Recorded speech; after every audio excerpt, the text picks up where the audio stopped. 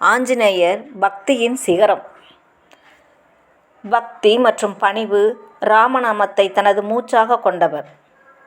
நாக தேவதைகளிடம் கல்வி கற்றவர்.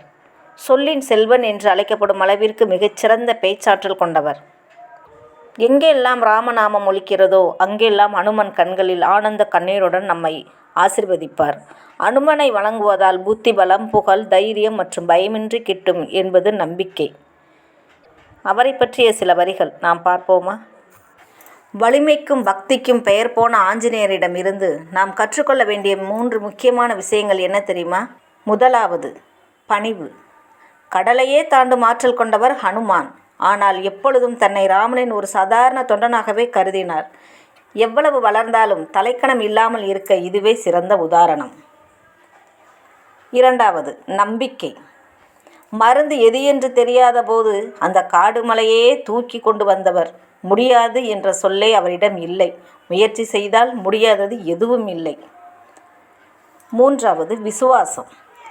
சொல்லிலும் செயலிலும் ஒருவருக்கு உண்மையாக இருப்பது எப்படி என்பதற்கு ஆஞ்சநேயரே இலக்கணம். தோல்வி அடையாத வெற்றிக்கு இந்த அர்ப்பணிப்பு மிக மிக முக்கியம். ஜெய் ஸ்ரீராம். இந்த வீடியோ உங்களுக்கு பிடித்திருந்தால் லைக் பண்ணுங்கள், மறக்காமல் சப்ஸ்கிரைப் பண்ணுங்கள், ஷேர் பண்ணுங்கள்.